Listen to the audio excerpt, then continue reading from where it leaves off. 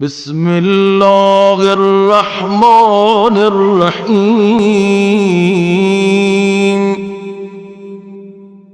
اللہم اجعلنی فیہ من المستغفرین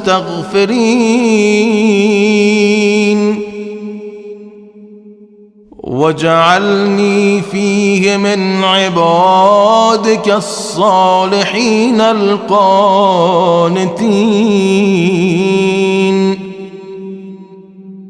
واجعلنی فیہ من اولیائک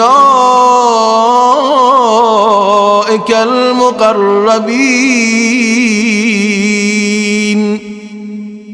برأفتک یا ارحم الراحمین۔ اے اللہ، مجھے اس مہینے میں اپنے گناہوں کی معافی مانگنے والوں میں قرار دے، مجھے اپنے نیک اور اطاعت گزار بندوں میں قرار دے، مجھے اپنی بارگاہ کے مقرب دوستوں میں سے قرار دے، اپنی مہربانی کے صدقے میں، اے سب سے زیادہ رحم کرنے والے۔ بسم اللہ الرحمن الرحیم۔ آج ماہ مبارک رمضان کے 5ویں دن کی دعا میں ہم نے اپنے پروردگار سے دعا کی کہ مالک ہمیں استغفار کرنے والوں میں قرار دے۔ ہم نے دعا کی پروردگار ہمیں اپنے صالح بندوں میں قرار دے، ہمیں اپنے مقرب بندوں میں قرار دے جو مقرب بارگاہ الہی ہوں۔ اور پہلا فقرہ ہی ہمارا دعا کا یہ تھا کہ اللہم اجعلنی فیہ من المستغفرین، پروردگار ہمیں استغفار کرنے والوں میں قرار دے۔ ہم استغفار بار بار سنتے ہیں اور بارہا ہمارے کانوں سے لفظ ٹکراتا ہے۔ استغفار یعنی پروردگار سے طلب مغفرت کرنا۔ خود بارہا ہم سے مطالبہ کیا گیا ہے کہ تم اپنے پروردگار سے نزدیک ہونے کے لیے اسے استغفار کرو، وَاسْتَغْفِرُوا رَبَّكُمْ ثُمَّ تُوبُوا إِلَيْهِ۔ توبہ جو ہم کرتے ہیں، کسی اپنے کام سے پشیمان ہوتے ہیں، نادم ہوتے ہیں اور اب کے حضور آتے ہیں کہ مالک ہم سے غلطی ہو گئی، ہمیں معاف کر دے، تو روایات میں ہے کہ ہم سے کہا گیا ہے کہ توبہ سے پہلے استغفار کرو، طلب مغفرت کرو، اس کے بعد توبہ کا مطالبہ کرو۔ اور توبہ کیا ہے؟ توبہ کے سلسلے سے ہے الندم والتوبہ، خود پشیمانی، انسان جو اس نے کیا ہے اس سے پشیمان ہے کہ مالک مجھ سے غلطی ہو گئی، میں ابھی ایسا کام نہیں کروں گا، تو یہ خود پشیمانی توبہ ہے۔ لیکن استغفار کے لیے روایت یہ کہتی ہے، مولا کائنات امیر المومنین علی ابن ابی طالب علیہ السلام نے کچھ شرائط بیان کیے ہیں۔ ایک شخص آیا مولا کی خدمت میں اور اس نے کہا استغفر اللہ۔ جیسے ہی اس نے کہا استغفر اللہ، مولا نے کہا تم نے کیا کیا؟ کہا مولا میں نے استغفار کیا۔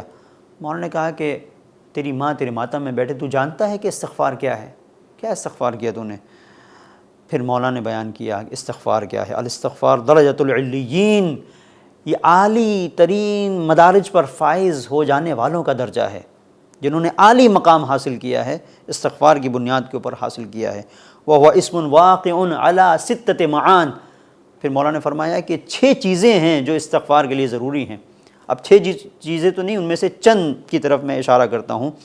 پہلا مولا نے فرمایا اولھا الندم علی ما مضی۔ استغفار کی پہلی شرط یہ ہے، ہم میں سے بہت سارے لوگ ہیں جنہوں نے بہت سارے گناہ کیے ہیں۔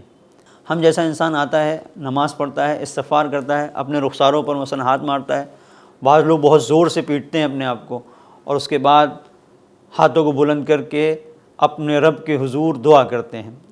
کیا یہ استغفار ہے؟ مولا نے شرط بیان کی کہ اولھا الندم علی ما مضی۔ پہلی استغفار کی شرط یہ ہے کہ جو کچھ تم نے پہلے کیا ہے اس پر پشیمانی ہو۔ پشیمانی بہت اہم ہے کہ جو انسان نے کیا اس پر پشیمان ہو۔ فرض کریں کہ ہم نے کسی کا مال ہڑپ کر لیا، ہم نے کسی کو اذیت دی، کسی کو نقصان پہنچایا، تو استغفار کی شرط پشیمان ہو جانا صرف یہ نہیں ہے۔ پشیمانی کا انداز یہ ہے کہ اگر کسی کا مال ہڑپ کیا ہے تو اس کو پہنچائیں، کسی کو اگر اذیت دی ہے تو اس کا دل جیتنے کی کوشش کریں۔ تو امام فرماتے ہیں کہ پہلا مرحلہ جو کچھ گزرا ہے اس پر پشیمانی، جو کچھ انسان نے کیا ہے۔ والثانی العزم علی ترک العود الیہ ابدا۔ دوسری منزل استغفار کی یہ ہے کہ انسان اس بات کا مضبوط ارادہ کرے کہ جو کچھ اس نے کیا ہے اب دوبارہ وہ عمل اس سے سرزد نہیں ہوگا۔ یہ مولا نے دوسری شرط بیان کی۔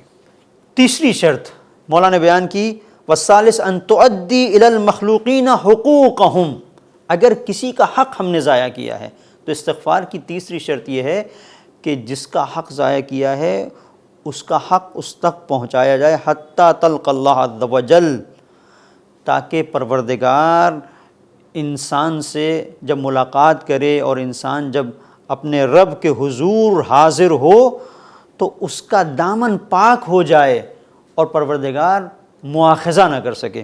ایک شخص ہے جو امام محمد باقر علیہ السلام کی خدمت میں حاضر ہوتا ہے، یہ ابن رسول اللہ، میں پہلے ظلم کی مشینری کا ایک حصہ تھا اور میں بنی امیہ سے وابستہ تھا، ان کی مشینری میں کام کر رہا تھا مولا، لیکن میں اب پلٹ آیا ہوں، میں نے توبہ کر لی ہے، تو مولا میرے اعمال کا کیا ہوگا، پروردگار قبول کرے گا؟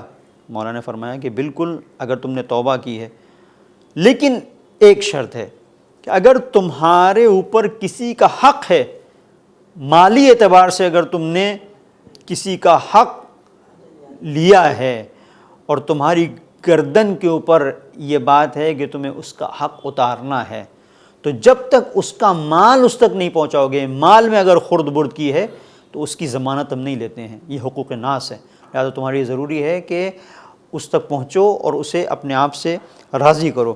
تو امام علی بن ابی طالب علیہ السلام نے استغفار کے جو شرائط بیان کیے تھے، میں نے ان میں سے 6 شرطوں میں سے 3 شرطوں کو آپ کی خدمت میں بیان کیا۔ تو آج کے دن ہم اپنے رب سے جو دعا کر رہے ہیں وہ استغفار کی دعا کر رہے ہیں۔ یہ استغفار ضروری ہے، لفظی استغفار کے ساتھ ساتھ عملاً ہمیں توجہ رکھنا ہے کہ ہمارے ماں باپ، ہمارے بھائی بہن، جو ہمارے رشتہ دار ہیں، وہ کسی ایسے مرحلے میں تو نہیں کہ جہاں ان کے دل کو ٹھیس پہنچی ہو اور وہ ہم سے ناراض ہوں، تو ان کی رضایت کا حصول، یا اگر ہمارے دوستوں میں، رشتہ داروں میں کوئی ایسا ہے کہ جس کا حق ہماری گردن پر ہے، قرض لیا تھا اور لینے کے بعد ایک عرصہ ہو گیا ہم نہیں دے سکے ہیں، تو یا تو ہم اسے راضی کریں یا کوشش کریں کہ آہستہ آہستہ اس کا قرض اس کا ادا کر سکیں، ورنہ صرف یہ استغفار ہمارے قرض کو، ہماری ذمہ داریوں کو ادا کرنے کا ذریعہ نہیں بنے گا۔ مالک کی بارگاہ میں دعا ہے، مالک ہم سب کو توفیق بندگی عنایت فرمائے۔